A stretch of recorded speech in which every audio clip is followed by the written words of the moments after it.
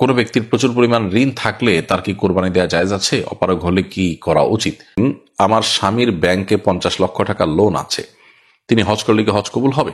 ইতিমধ্যে যে সমস্ত প্রশ্ন অনেকে করে ফেলেছেন সেগুলোর উত্তরে আমরা চলে যাচ্ছি। নাজমুন সুলতানা আপনি লিখেছেন, কোনো ব্যক্তির প্রচুর পরিমাণ ঋণ থাকলে তার কি কোরবানি দেওয়া জায়েজ আছে? অপারগ হলে কি করা উচিত?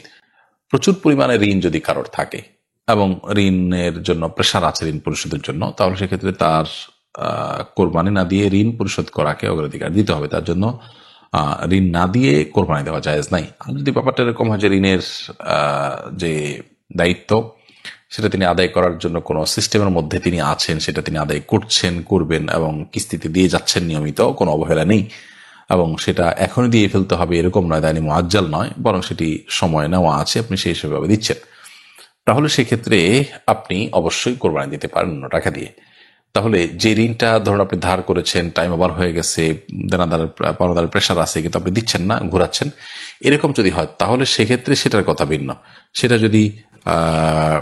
সেটা যদি আপনার প্রেশার যদি থাকে তাহলে আপনার কোরবানি না দিয়ে ওই দেনা পরিশোধ করতে হবে।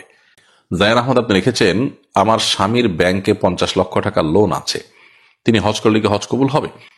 এই লোনটা যদি এমন লোন হয় যেটা তার ব্যবসায়িক উন্নতির জন্য করেছেন, তার ব্যবসাকে প্রসারিত করবার জন্য করেছেন, তাহলে সেক্ষেত্রে সেটি থাকা সত্ত্বেও তার যদি অন্য সম্পদ থাকে যে সম্পদ হজে খরচযোগ্য বা খরচ করার মতো, তাহলে তার জন্য হজ বর্তাবে এবং হজ করতে হবে।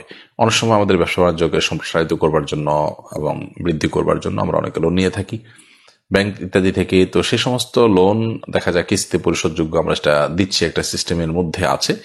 তো ওইটার কারণে আমাদের হজ কিংবা জাকাত কোনোটি রহিত হয় না, বরং এর বাইরে যখন অন্য সম্পদ থাকবে সেটা দিয়ে হজ করার মতো সুযোগ থাকলে, হজ করার মতো লিকুইড মানি ইত্যাদি থাকলে, তখন অবশ্যই হজ আমাদের উপরে বর্তাবে।